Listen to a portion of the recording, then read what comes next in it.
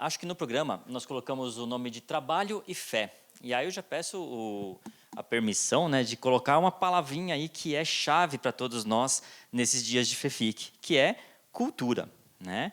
Então nós vamos falar bastante sobre essa conexão entre trabalho, cultura e fé, desvendando as raízes e os significados dessas dimensões da existência humana. E acredito que todos aqui desempenham ou projetam a sua fé. Concordam?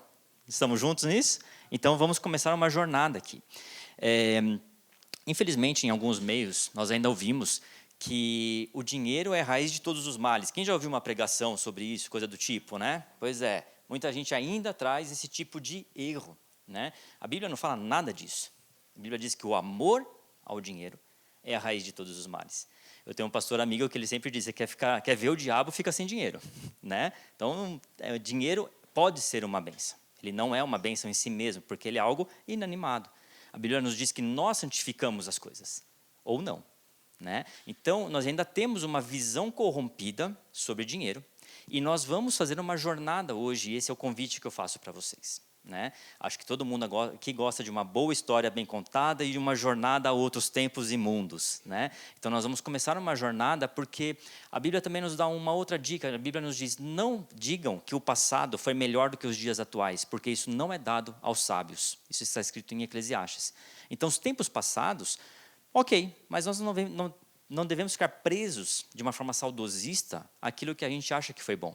Aliás, fica a dica, se você comeu num restaurante e amou, não volta lá não, porque você é outra pessoa, o restaurante é outro, e pode ser que aquela experiência não se repita nunca mais. É melhor ficar, às vezes, com aquela lembrança boa, né? Então, o tempo passado já passou, nós temos alguns aprendizados e trazemos esses aprendizados e precisamos caminhar, né? Caminhar para frente, tá? Então, assim, o passado, ele não pode definir as nossas estratégias, nem como essas saudades. Na verdade, o passado nos traz referências. Se você olhar o carro, ele tem dois retrovisores, desse tamanho assim, um de cada lado. E o para-brisa, qual o tamanho dele? Grandão, não é mesmo? Então, o passado ele deve servir como referencial e não como destino. O nosso destino está à nossa frente, mas o passado ele serve como referência. Ok? Então, nessa jornada, nós não vamos voltar ao passado, mas eu faço um convite para que nós voltemos às origens. Porque eu entendo que para redimir qualquer área da existência humana, nós não devemos voltar apenas ao passado, mas devemos voltar às origens. Qual era o plano de Deus para o trabalho? Qual era o plano de Deus para a cultura? O que foi que Deus criou? Como será que nós chegamos até onde nós estamos hoje? Acho que todos nós entendemos que existe alguma coisa que está fora, que está meio errado, né? Tem alguma coisa de errado naquilo que a gente vê. Por que nós chegamos aqui? Como nós chegamos aqui? Então, essa jornada que eu quero convidar vocês para que nós possamos trilhar juntos, ok? A palavra trabalho, a principal origem da palavra trabalho vem desse instrumentozinho assim bem querido, bem bonitinho, que é um instrumento de tortura da época medieval. Tá? Existem duas possibilidades da origem desse nome tripalium. Uma é 3 paus, né? 1, 2, 3, cruzados, de forma que o condenado ficava preso nele, tá? E ali ele sofria castigos terríveis. Um deles poderia ser arrancar as tripas do condenado. Então, a palavra tripalium pode vir de 3 paus ou de arrancar, extirpar as tripas do condenado. Alguma referência com alguém que trabalha e diz, nossa, aquele serviço, aquela empresa está me tirando as tripas, vocês já ouviram isso? Pois é, não é do nada. Essa referência ela existe desde a criação ou do desenvolvimento social da palavra trabalho, como tripalium. Tá? Está arrancando as tripas. Então, assim, não sei se vocês já passaram por isso, mas existem algumas pessoas que têm uma relação que parece que é dolorosa com o trabalho. Né? Então, aquele pai que chega em casa reclamando do patrão, reclamando do chefe, reclamando da empresa, porque lá ninguém faz nada direito, ou porque lá estão me explorando, ou porque nada dá certo, e aquele lugar é péssimo e tudo mais, e ele está impregnando uma visão de que trabalhar é ruim na criança. Mais do que isso, nós podemos pensar naquela pessoa que já sai cansada para o trabalho. Eu estava vindo para cá hoje de manhã e eu vi um rapaz, ele estava com a mochila nas costas, com fone de ouvido, e ele estava andando, por Deus, ele estava nesse ritmo na rua. Eu falo, gente, se eu tentar fazer isso, eu não consigo. A motivação zero, Zero. E assim, hoje não é nem segunda nem sexta, né? Você nem vai estar cansado do fim de semana, nem esperançoso da sexta, mas estamos no meio da semana. Aquele rapaz estava sem motivação nenhuma. Como será que ele saiu de casa? Provavelmente ele saiu para um castigo, um tripalium. Então isso diz muito sobre qual é o espírito que nós carregamos para o nosso dia a dia de trabalho. Tá? E aí tem uma coisa muito interessante que está acontecendo hoje em dia, que é o famoso sextou. Né? Então, uhul, sextou, beleza, que bom, maravilhoso, não sei o quê. Em que medida isso se dá? Será que se dá na medida de que, legal, eu vou sair, vou me libertar desse lugar horroroso que é o trabalho e vou fazer alguma coisa que é boa?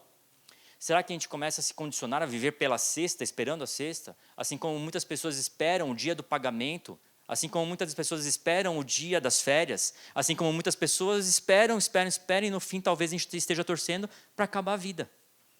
Porque se a jornada não for boa, a gente está torcendo para que acabe logo tudo. Acaba a semana, acaba a sexta, acaba o mês, acaba o ano, acaba a vida. Percebem como tudo está conectado com o nosso dia a dia, com uma forma com a qual nós desenvolvemos a nossa vida? Mas nem tudo é horrível. Vamos melhorar um pouquinho aquilo que nós temos enquanto definição de trabalho. Uma outra palavra que eu amo muito, e até pela minha origem italiana, que é o lavoro. Né? Lavoro, em italiano até hoje, trabalhar é lavoro. Né? Então, daí vem a palavra labor, laboratório, laboral, tá? Vem dessa raiz, que vem de onde? De lavoura. Tá? Então, quem cultivava a lavoura, quem trabalhava com arado, estava laborando, laborando, labor. Tá? Então, essa é uma palavra que nos parece um pouquinho melhor. Vocês concordam com isso? Não. Pelo menos não vai castigar nem tirar as tripas de ninguém, não é? Então, assim, daí vem de lavrar a terra, trabalhar com arado. E também tem uma outra definição, uma aplicação muito incrível, que é lavrar um contrato, lavrar uma escritura. Vocês já viram isso? Quando você vai comprar uma casa, você vai lavrar a escritura. O que significa isso? Você vai tomar posse de algo. Você não coloca lavrar um documento qualquer. Normalmente se usa lavrar uma escritura, algo importante, algo que é definidor. Então, ok, esse é um termo um pouquinho melhor do que tripalium, né? Vamos para um outro, opus. Tem alguém aqui que é músico ou não? Não? Opus a gente usa como até um código, né? Cada autor, Bach, Mendel, cada um tem opus e uma sigla e um número para definir o catálogo das músicas. Tá? Daí vem o nome também ópera. Tá? Opus. Opus é um trabalho feito com esforço, algo que deu trabalho para fazer. Tá? Então, imaginem uma ópera. Quem já fez pelo menos uma cantata assim, de igreja sabe o trabalho que dá, né? Fazer um ensaio de cena, ensaio de musical, ensaio de instrumentos, de cantor, muita coisa, então, algo que demanda esforço para se fazer. Ópera, opus, obra. Tá? Tem alguém que é de Minas aqui? Tirando o pessoal do estado, tem bastante gente de Minas. Algo feito com esforço. O pessoal de Minas e do interior usa para uma coisa bem específica. Quando diz que alguém vai obrar, vai fazer o quê? Hein, pessoal de Minas? Alguém que vai obrar, vai fazer o quê? E ao banheiro. Algo feito com esforço, tá certo? Alguém que vai obrar, vai ao banheiro. Tá? Isso já começa a conectar com o nosso próximo ponto, que é cultura. Por quê? Porque tudo o que nós fazemos, tudo que o ser humano faz, e quando eu digo tudo, é tudo, até ir no banheiro, tá? É uma construção cultural. Tudo. Tá? Então, de onde vem a palavra cultura? Tá? O que significa e de onde aparece isso? Tá? Segundo os historiadores, cultura vem da palavra colo, que vem de colere. Colere, que é colher, que é plantar, que é colher aquilo que foi plantado. Ok? E aí, por isso nós falamos também no interior, que você tem a cultura da cana, a cultura da laranja, que significa o quê? O plantio daquele alimento, daquela planta. Né? Então, uma cultura de colheita, de coletivismo no Amazonas, por exemplo. Então, cultura. Tá? E daí, nós caminhamos pela história, porque as pessoas que plantam cana funcionam mais ou menos desse jeito. As pessoas que plantam mandioca também pensam, trabalham e funcionam de um outro jeito. Então, a palavra colere, cultura, ela foi saindo da agricultura até chegar nos modos, ou seja, em como as pessoas fazem e pensam e vivem. E daí nós temos culturas materiais e culturas imateriais. Ok? Então, cultura ela vem daquilo que nós fazemos, tá? Fisicamente, e como fazemos, de que forma fazemos. Não sei se alguém aqui já foi fazer missão na África ou em algum país africano. Lá eu fiquei muito impactado com a forma como as mulheres, principalmente, limpam o chão. E assim, é incrível, porque elas pegam um pano ou uma escova, tá? Tipo escova que a gente passa assim, e elas nessa posição limpam o chão, nessa posição. Elas não se abaixam, não usam vassoura, pelo menos onde eu fui, em Angola, e elas ficam nessa posição durante muito tempo, limpando uma casa inteira. Isso é cultura. A forma de fazer alguma coisa. Tá? Então, cultura, nós colocamos só na parte das artes, mas não, o nosso jeito de pensar é cultural. O nosso jeito de andar é cultural, o nosso jeito de limpar, de escrever é cultural. Tudo aquilo que é criado por mãos humanas é cultura. Deu para entender? O jeito que a gente arruma o cabelo, como nós como as mulheres se maqueiam, tudo isso é cultural. Tá? Quem já foi em outros países bem diferentões do Brasil, vai ver essas diferenças nas pequenas coisas. Né? Então, assim, cultura não é só o idioma. Se nós temos aqui no Brasil, em estados diferentes, nós temos diferenças incríveis. Se vamos daqui para Portugal, então, né, o português pensa diferente? Pensa diferente. Né? Por quê? Porque é uma criação do ser humano. Tá? Então, tudo aquilo que foi semeado e colhido pela humanidade ao longo da sua existência é cultura. E nós somos frutos disso. Vocês já pensaram nisso? Você já pensou por que o seu sobrenome é o que é? Vem daqui, da mesma coisa. Por quê? Tal qual as pessoas faziam, assim as pessoas eram e são. Então, era comum que se desse sobrenome da profissão daquela pessoa àquela pessoa. Então, por exemplo, quem tem o sobrenome Ferraz vem de alguém que trabalhava com ferro. Alguém que, eu, por exemplo, Scarpellini, vem de alguém que fazia escarpelo, escarpã. Quem veste escarpã veste o quê? Sapato. Ok? Scarpellini é diminutivo plural. Era uma família de baixinhos que faziam, italianos que faziam sapato. O meu último sobrenome é Vieira. Vieira é aquele fruto do mar. Então, provavelmente, os portugueses que viviam lá pegavam as vieiras e aí ficou o João Vieira, o Antônio Vieira e por aí vai. E aí, o nosso sobrenome também vem de algo que fazemos. Aliás, somos brasileiros porque somos herdeiros de carregadores de brasas. Brasileiros. Que não era brasa, era o pau-brasil, que parecia uma brasa por ser vermelho. Ok? Percebam que nós somos fruto de muita cultura, de tudo que está para trás. E nós carregamos tudo isso. E aí vão filtrando isso. Como é que tudo isso chegou onde estamos? E como nós vamos fazer para redimir esse lugar? Ok? Toda a produção material e não material da humanidade está aqui conosco agora. Nós estamos falando desse jeito por fruto de centenas de anos de uma construção. Tá? Então, todo o trabalho, incluindo, né, as formas de produção, são culturas, são culturais. Muito bem. Vamos seguir a nossa jornada, por quê? Agora ficou bem melhor, não ficou? Cultura é melhor do que opus, que é melhor que lavoro, que é melhor que tripalho, bem melhor do que tripalho, certo? Só que tem um problema, ficou mais bonitinho, mas ainda está tudo debaixo do pecado. Tudo bem? Então, legal, não é tripalho, ninguém vai arrancar as tripas, eu pelo menos não quero que isso aconteça no meu trabalho, legal, é cultura, uhul, beleza, mas tudo está debaixo do pecado. Ah, saímos do Éden, perdemos o Éden? Não, nós tivemos 4 grandes rupturas universais. Quais são elas? A primeira ruptura é uma ruptura espiritual, o homem perdeu o relacionamento com Deus. Então, a partir dali, o Deus que descia e conversava com o homem em todas as virações do dia, passa a não se revelar mais de uma forma tão direta ao homem. Então, houve uma ruptura espiritual que foi terrível para a existência humana. Depois nós vivemos uma ruptura ecológica. Como assim ecológica? A morte não existia. Você já pensou nisso? Você não tinha animais carnívoros. Todos os animais comiam vegetais.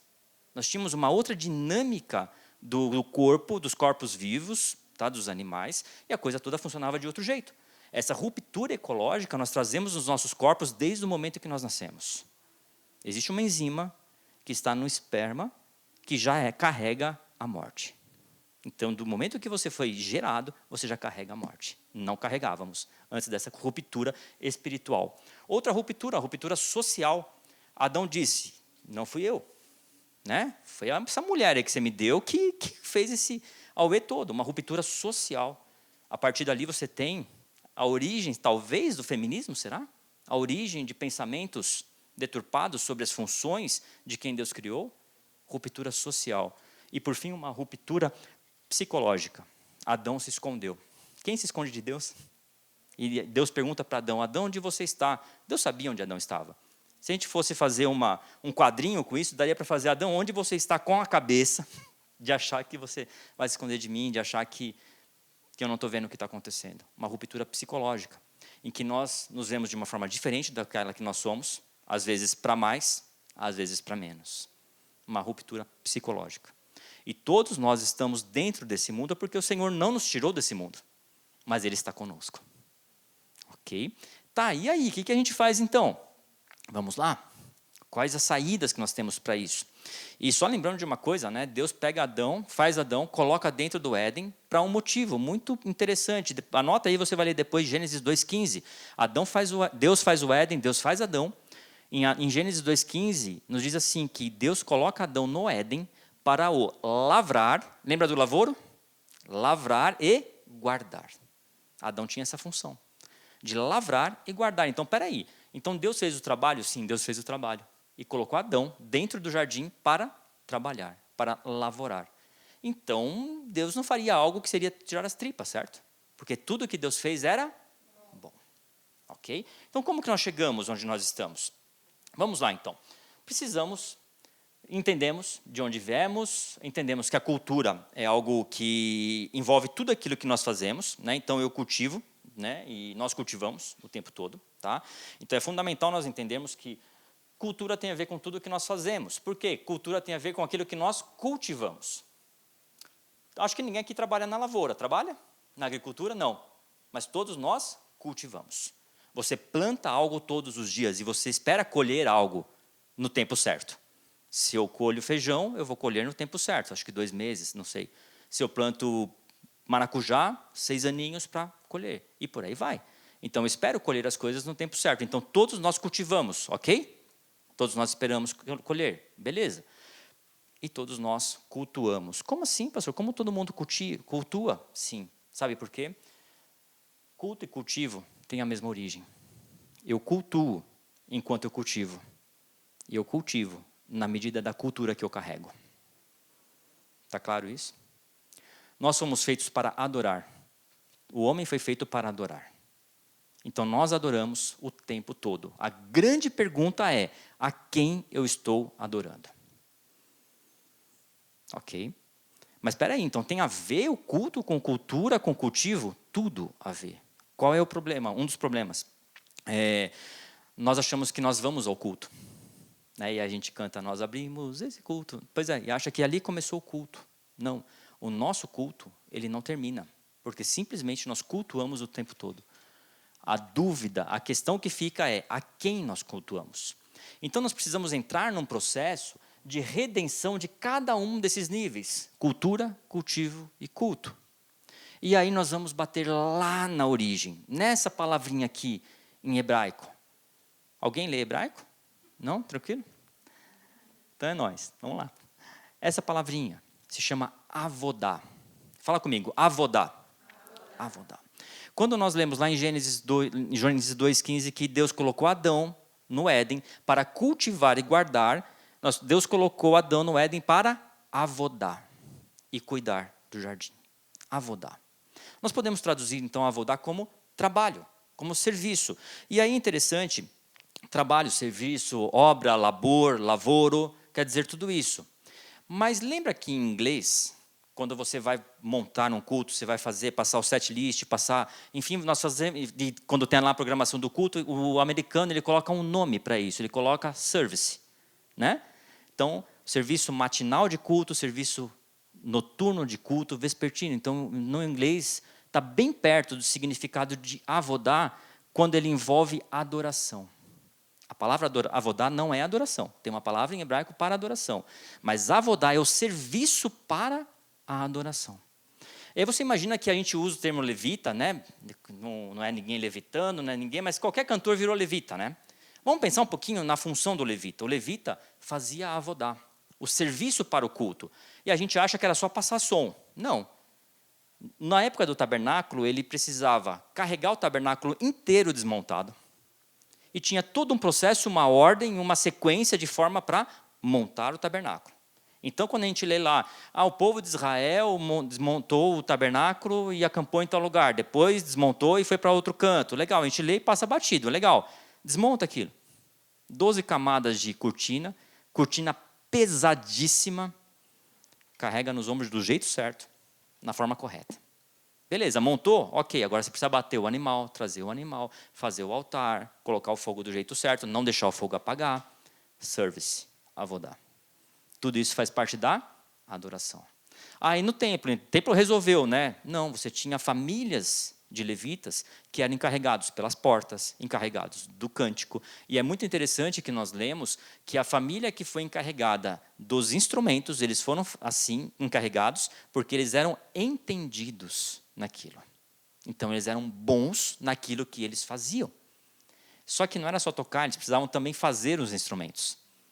E Davi era alguém que construía e desenvolvia instrumentos musicais. Então, mais do que ser um poeta, mais do que ser um escritor, mais do que ser um rei, ele também construía os seus próprios materiais. Service, avodá. Então, avodá nós podemos entender como trabalho e também como serviço de adoração. Aí eu te pergunto, você sai para ir ao culto na igreja da mesma forma como você saía, vou colocar já no passado, para ir trabalhar? Ou você sai mais animado para ir para a igreja? Normalmente a gente sai mais animado para ir para a igreja, certo? E se eu te disser que o nosso culto, ele não termina, ele é de segunda a segunda, e nós devemos sair para trabalhar com o espírito de avodá e não de tripalion. Isso muda alguma coisa? Acho que muda, né? Então nós precisamos redimir a nossa visão sobre trabalho. Então nós precisamos começar uma jornada muito árdua de redenção. Porque é muito difícil a gente pensar de uma forma redimida dentro de um mundo corruptível e corrupto como nós vivemos. E tem um detalhe, quando você vai para o hebraico, avodá, serviço, ok, tranquilo.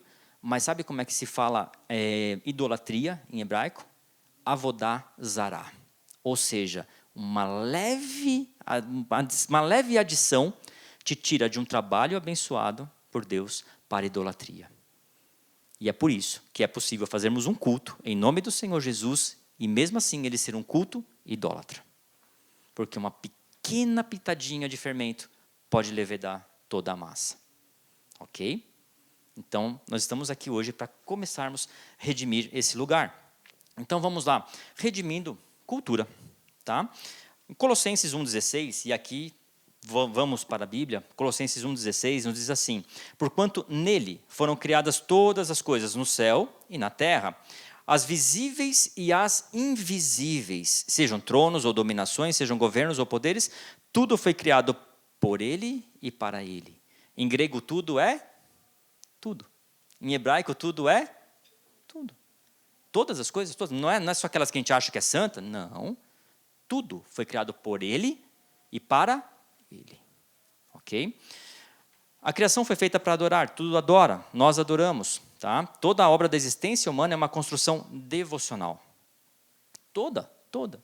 Mas eu tenho lá um poema, um disco, um cantor secular que eu gosto muito, e tudo bem?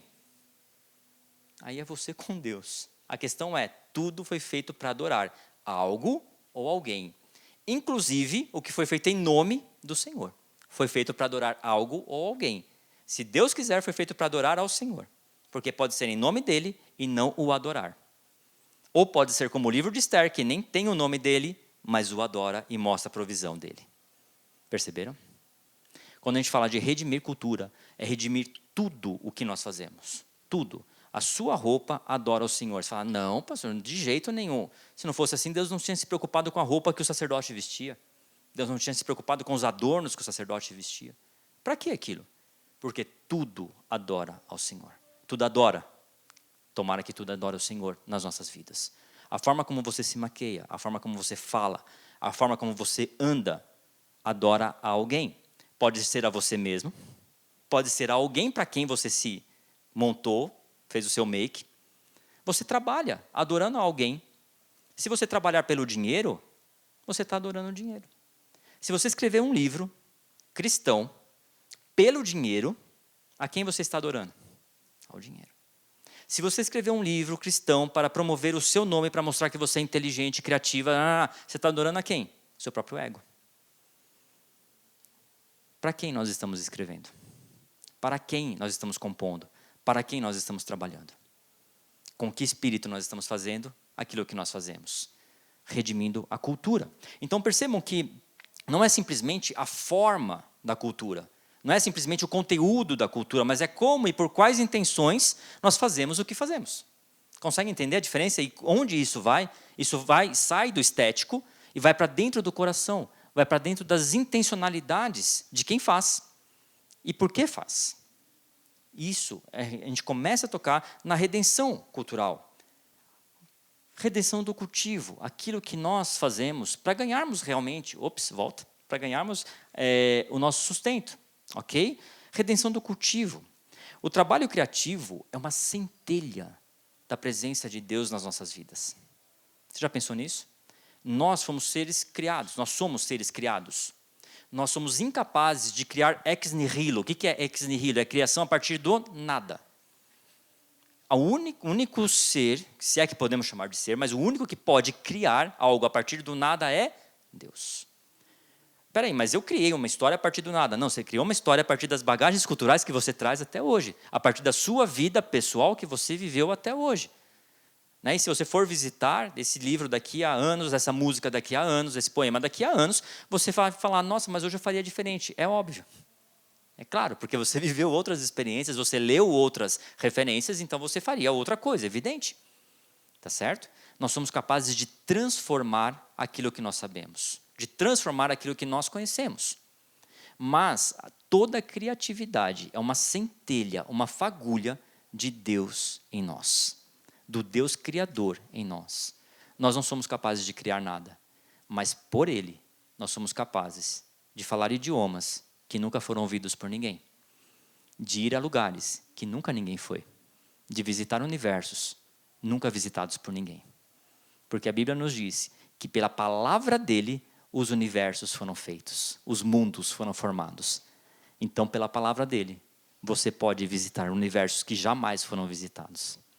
Você pode criar cenários que nunca foram vistos por ninguém, porque ele é o criador de universos. Ele é o criador de mundos. E ele deixou isso para você. Ele deixou isso para nós, acessível, através de uma redenção que passa pelo nosso ser e por aquilo que nós fazemos. Redimindo a nossa forma de criar. Aliás, isso está em Hebreus 11:3. Tá? Se quiser anotar, ele fez tudo pela fé. Pela fé. Nós entendemos que os mundos, pela palavra de Deus, foram criados. Pela fé nós entendemos, que ele fez pela palavra. Ok? E aí nós vamos para uma redenção que para mim é mais difícil. E aí como pastor eu digo isso, redimir o culto talvez seja mais difícil do que redimir a cultura e o cultivo. Por quê? Porque o culto tem estética de santo. O culto tem estética e palavras e formas e intenções aparentes de cultuar a Deus. Só que perceba uma coisa, é muito fácil a gente deixar algo que não é de Deus para pegar algo que é de Deus. Então deixar o caminho de prostituição, de drogas, de bebida, para ser de Deus é maravilhoso, bonitinho, ter um testemunho pronto, show. Noé fez uma construção inacreditável, demorou 100 anos para fazer uma arca. Imagina, 100 anos muda uma cultura, não muda? Muda uma forma de viver, tá? De um povo todo. Noé demorou esse tempo todo. Olha só, o desafio de Noé, para mim, não foi só construir, foi convencer mulher, filhos e noras a andar junto nessa obra. Cara, você chega para sua mulher e fala, vamos fazer um negócio aqui? Deus me mandou fazer, mas o que é? Não sei, não tem nem nome, porque não existe. Serve para quê? Não sei, porque diz que vai chover. O que é chover? Não sei. Como que descreve isso? Nunca choveu. Mas não tem mar aqui perto? Então, mas é isso. Para mim, o desafio de Noé foi mais esse. Beleza, ele conseguiu isso. 100 anos construindo. Choveu 40 dias, 40 noites, eles ficaram 1 ano inteiro dentro da arca, com todos os animais.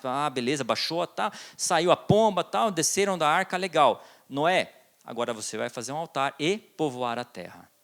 Espera aí, eu demorei 100 anos para fazer um trem desse tamanho, e agora você fala para largar isso daqui e ir embora?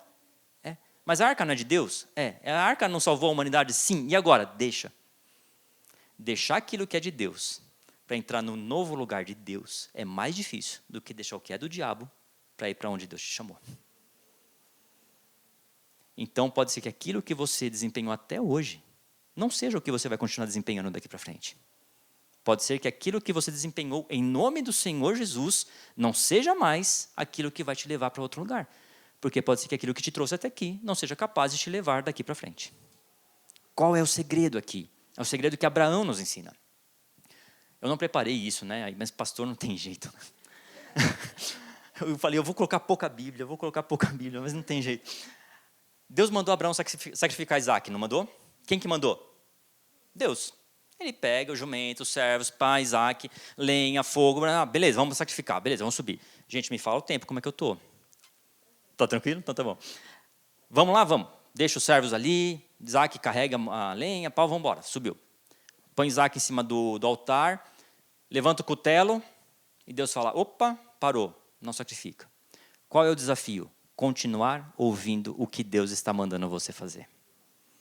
Se Abraão tivesse ouvido só uma vez, ele teria matado Isaac. Mas Abraão teve que ouvir 2 vezes. Qual é a dificuldade, o desafio? Continuar ouvindo o que Deus está falando para agora. Esse é o desafio para as nossas vidas, para aquilo que fazemos, para definir como faremos. Continuar ouvindo o que Deus está falando. Às vezes nós paramos naquilo que Deus já disse, mas o tempo passou, a gente não pode sofrer calado, a gente tem que continuar naquilo que Deus está falando. Precisamos continuar ouvindo o que Deus está falando. O que é que Deus já falou para você aqui na FEFIC?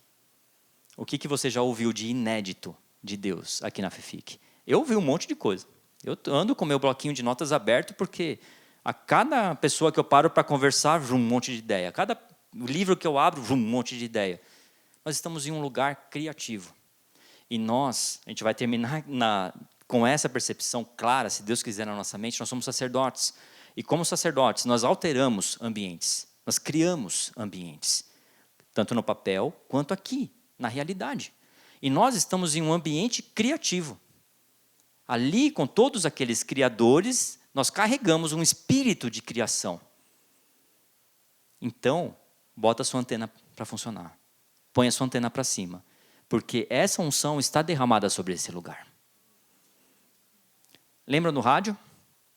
Todas as frequências de FM e de AM estão aqui. Alguém está ouvindo alguma coisa? Não. Mas se você ligar um rádio, na frequência FM, número tal, você vai ouvir o que está transmitindo. A pergunta é, o que é que o céu está transmitindo neste momento, nesse lugar? Nós precisamos sintonizar isso. Precisamos entender que a palavra está sendo dita e falada. E para mim, eu entendo a revelação divina, falando de criação, como um Wi-Fi. Melhor até do que rádio. Como que é o Wi-Fi? Alguém tem o Wi-Fi daqui do Mackenzie? Do ADM do Mackenzie? Eu não tenho. Vocês têm? Não, né? Mas ele está aqui, não está? Pois é. Sem a senha, você não entra. Mas ele está aqui. E pode ser que alguém baixou um arquivo incrível na rede deles aqui. Cara, maravilhoso. E eu entendo que Deus solta alguns arquivos inacreditáveis para a gente. Só que precisa ter a senha para entrar. E pode ser que Deus dê a senha para várias pessoas. E várias pessoas entram. Ou várias pessoas entendem a senha, o código, e entra e acessa. Eu entendo que as ideias de Deus, elas são colocadas ao contrário da música, né, que as ideias estão no chão. Eu entendo que as ideias vêm de cima. E elas estão postas. Então, cara, se você teve uma ideia, vai fundo nela, porque a ideia não é sua, ela é de Deus, porque só Ele cria. Então, se você pensou numa música X para atender um público Y com uma temática Z, faz logo. Se você pensou num poema X para falar, faz logo, porque a ideia não é sua. Deus dá para um tempo e para um lugar. Se você não fizer, alguém vai fazer. Sabe por quê? Nós não somos tão lindos que Deus tem um propósito para cada um de nós. Deus tem um propósito. O nosso desafio é entrar no propósito de Deus. O propósito dele vai acontecer. Mas que nós possamos alcançar o lugar de que Ele faça nos usando. Pela misericórdia dEle. A gente não é pela cor dos nossos olhos, porque, nossa, eu estudei. Não. Deus usa gente que não presta, porque não tem outro tipo de gente. Deu para entender? Às vezes você fala, nossa, mas aquela lá escreveu um livro tão maravilhoso. Aquela lá, esse aqui. E Deus usou a jumenta, usa o jumento e usa quem que se dispuser a ser usado por Ele. Estejamos dispostos e disponíveis. São duas coisas, dimensões diferentes. Dispostos, todo mundo está, Senhor me usa, eis-me aqui. Beleza, você está disponível para passar pelas noites em claro, para testar texto, para fazer, para escrever, para reescrever, visitar aquele texto que você não aguenta mais, você olha para ele, meu Deus, eu não sei mais o que eu faço com isso. Você está disponível para isso? Está disposto a passar por isso? Se você estiver disposto, Ele vai te usar. Porque Ele usa pessoas, não as capacitadas. Ele pega quem está disposto e disponível e capacita. Porque a capacidade vem dele. A nossa capacitação é muito nada perto daquilo que Ele pode fazer através de pessoas dispostas e disponíveis. Então, redimir o culto é algo que é muito difícil. E aí, para terminar esse ponto, nós vamos fazer uma visita lá em Caim e Abel. Os dois prestaram culto. Os dois tinham um relacionamento incrível com Deus. Você não vê Abel conversando com Deus. Deus aceitou a oferta de Abel e ponto final. Beijo, tchau. Caim ofertou. Deus não aceitou. Deus começou a conversar com Caim. Caim, se você fizer de novo, se corrigir seu coração e fizer uma oferta boa, eu não aceitaria. Deus conversando com Caim. Caim vai, mata Abel e tal. Deus volta e ainda continua conversando com Caim. Caim tinha uma intimidade inacreditável com Deus. Os dois prestaram culto, os dois tinham um relacionamento.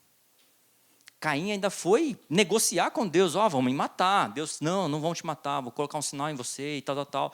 Olha a intimidade que esse cara tinha com Deus. A gente fala de Caim, nem pensa, né? Não, Caim era o mauzão. Não, Caim tinha relacionamento com Deus para falar assim e questionar Deus, propor a Deus.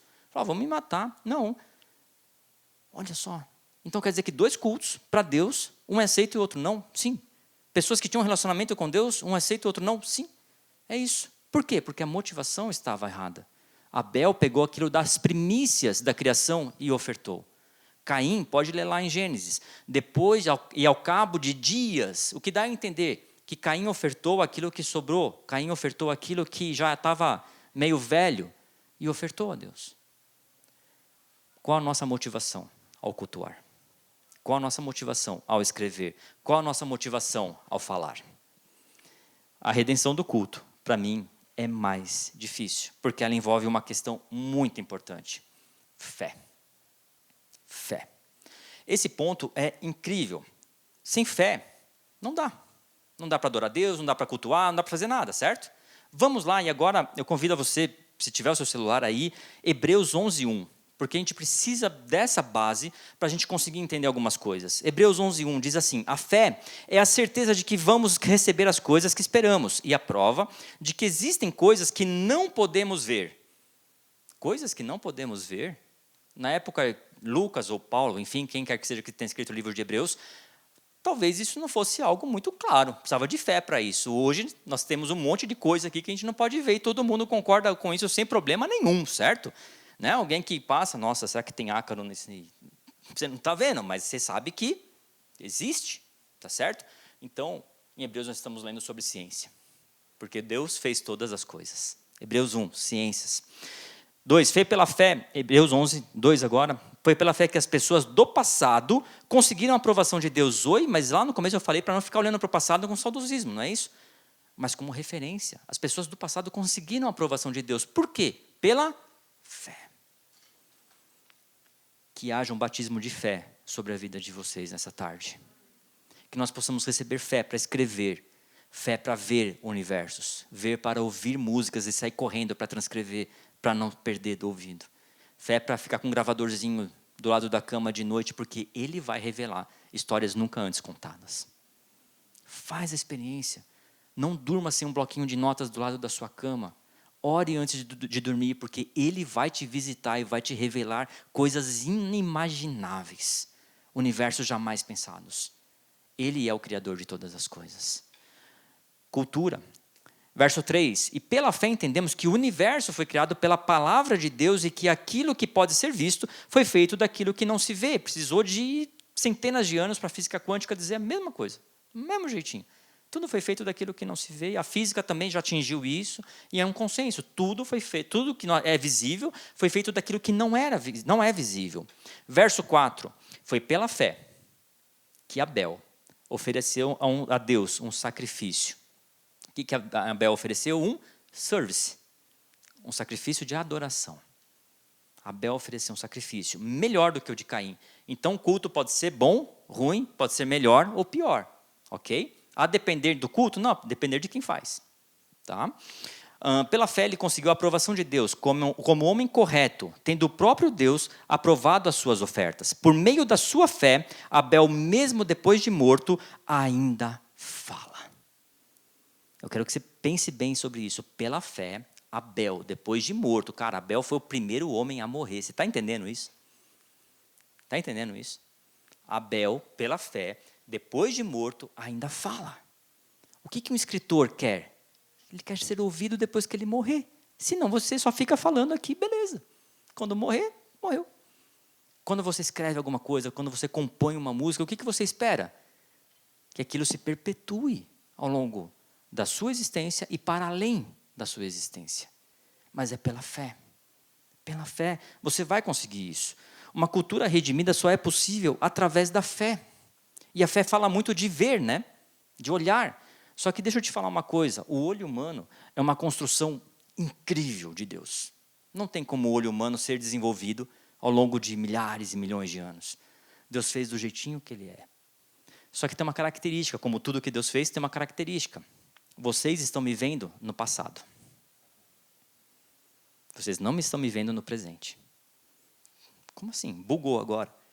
Não, existe um delay. Quem é da música, quem é do som, vai saber disso. Existe um delay entre a captação da imagem pelo nervo óptico e o processamento dessa imagem no nosso cérebro. Porque, na verdade, nós vemos com o cérebro. O olho é um canal de captação.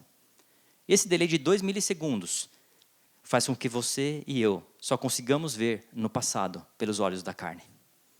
Para enxergar o presente só através do poder do Espírito Santo nas nossas vidas. E para enxergar o futuro só através dos olhos da fé. Você quer olhar o futuro? É pela fé.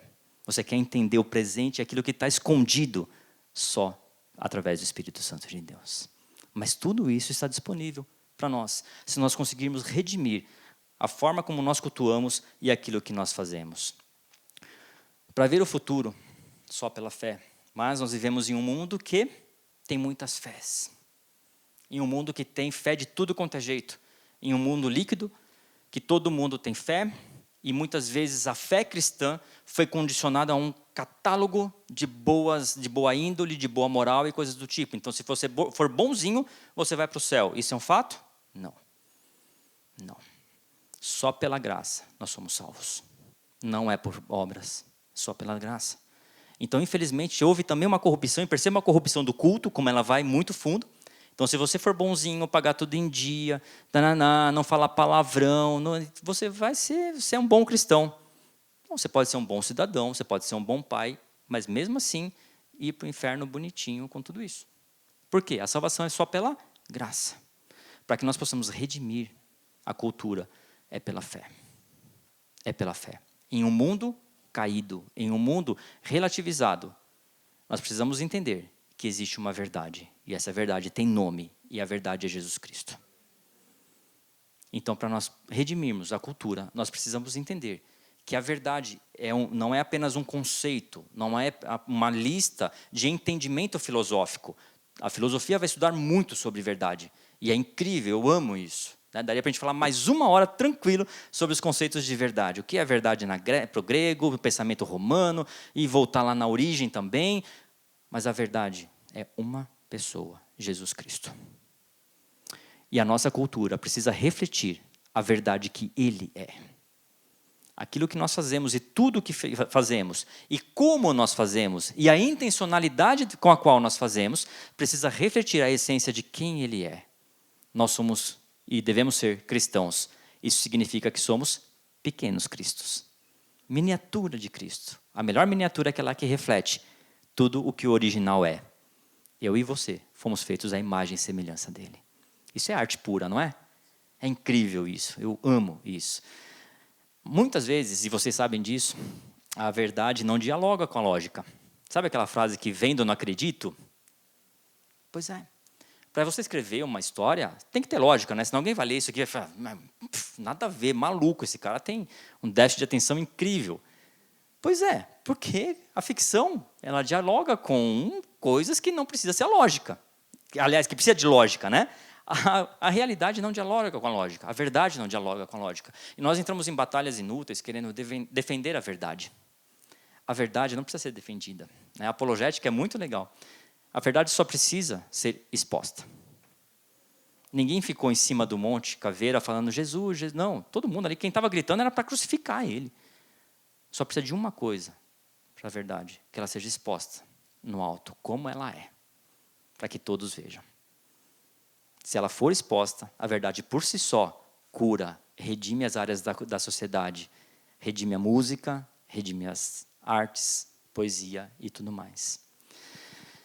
Pois é, esse monte de gente aí, teve homens que quiseram ser deuses, mas nós adoramos um Deus que se fez homem para estar entre nós.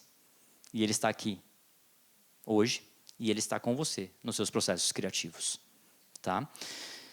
Indo para o final, nós precisamos entender que essa verdade precisa ser colocada para as próximas gerações. Tá? Mas colocada de uma forma específica, porque nós pensamos muito na cruz como caminho, como destino. Mas ele deve ser o começo, o ponto de partida e o ponto de chegada. Porque é por ele e para ele. E eu fiquei muito feliz quando eu li em algum lugar da FIFIC, aqui em algum release, de que a FIFIC é ponte. E eu amo essa analogia. Eu entendo que nós somos pontes. Tá? E aí, da palavra ponte vem o termo pontífice. Quem é o pontífice? É o sacerdote maiorzão da Igreja Católica, certo? Por que deram esse nome de pontífice para ele? Porque entende-se que ele é o responsável entre ligar a terra ao céu. Foi por isso que escolheram esse nome. O nome foi incrível. Ponte, conecta um lado ao outro. Eu, professor, sou ponte entre a ignorância, ou seja, a falta de conhecimento de um determinado assunto, e o conhecimento de um assunto. Só que o mecânico é a ponte entre um carro quebrado e um carro que funciona. O médico é a ponte entre uma pessoa doente e uma pessoa saudável. Isso é o melhor resumo para mim do trabalho sacerdotal. Você pode ser a ponte entre uma pessoa que não sonha mais e alguém que tem os sonhos ressuscitados. Você é um sacerdote de Deus na área que Ele te chamou. Você tem que ser ponte de pessoas que estão perdidas, pessoas que não têm sonhos, que não têm imaginação nenhuma mais, para um lugar onde há vida, e a vida em abundância. E esse lugar é uma pessoa, é Jesus Cristo. Só que os caminhos são muitos, e nem sempre são óbvios. Por isso eu trouxe a imagem da bússola. A bússola, ela é algo muito diferentão. Por quê? Ela não é um maps, ela não é um mapa, ela só aponta o destino. Aqui, é para lá. Mas ninguém te avisa que tem rio, montanha, vale e a coisa toda no meio. Né? Que você tem que dar uma volta e ir para cá, mas é lá, mas tem um morro aqui. Você decide subir o morro ou dar a volta. Bússolas. Nós precisamos entender que a bússola ela vai dar princípios e não caminhos óbvios. Por quê? Caminhos estão mudando o tempo todo. Nós precisamos preparar essa geração para uma tecnologia que nós não conhecemos, que a faculdade não dá conta de ensinar. A inteligência artificial está fazendo a coisa galopar. A cada 3 meses está mudando tudo e vai mudar radicalmente. Daqui 5 anos a gente vai falar dos nossos smartphones como dando risada do passado. Como que a gente vai ensinar a próxima geração? Para onde que a gente vai apontar as artes da próxima geração? Sendo uma bússola, colocando Cristo dentro da imaginação, os princípios cristãos dentro da imaginação da próxima geração. Entenda, é próxima geração, não é nova geração, porque nunca existe uma nova geração, é sempre a próxima em relação à nossa. Porque novo seria novo de tudo. Mas nós já aprendemos hoje que nós somos frutos da cultura que nós trazemos dos nossos antepassados. E a próxima geração também vai ser assim. Bússola. Só que tem um pequeno detalhe, e aqui eu vou para o nosso final. Eu tenho isso daqui na minha sala. Eu ia trazer, mas acabei não passando no meu escritório. Alguém sabe me dizer o que é isso aqui? Parece uma bússola? Não, é uma bússola. Só que é uma bússola intergaláctica, que foi usada no filme dos Star Wars, na série Star Wars. Eu tenho ela no meu escritório. E aqui eu quero concluir dizendo para você o seguinte. Se você quiser andar entre as estrelas, se você quiser levar os seus leitores, os seus ouvintes entre as estrelas, as referências da Terra não serão suficientes. A bússola da Terra não funciona no espaço. Ela não quer dizer absolutamente nada. A referência magnética lá é outra. Não serve mais. Se você quiser refugir como as estrelas para sempre no firmamento, ensine a verdade e a justiça para muitas pessoas. Se você quiser ser lida para sempre, leia isso lá em Daniel 12. Aqueles que ensinam a muitos a justiça refugirão eternamente no firmamento. Por fim, se você quiser que a sua voz continue ecoando como a de Abel até os dias de hoje, faça o seu culto, o seu cultivo e a sua cultura no nome e para o Senhor Jesus Cristo, que criou todas as coisas. Imagine que Ele está sentado na sua frente agora. Pense nele com 12 anos, lá no templo. Que história você contaria para Ele? Em Colossenses nós lemos que tudo o que fizermos, que nós façamos como se fosse para Ele e não para homens, porque é dele que vem a recompensa. Pense em Jesus, com 12 anos, sentado na sua frente. E você tem a responsabilidade de contar um conto para Ele, de criar uma poesia para Ele, de cantar uma música para Ele. Que arte você ofereceria para Jesus? Esse é o seu referencial de criação e de criatividade. Boas criações para todos vocês. Muito obrigado.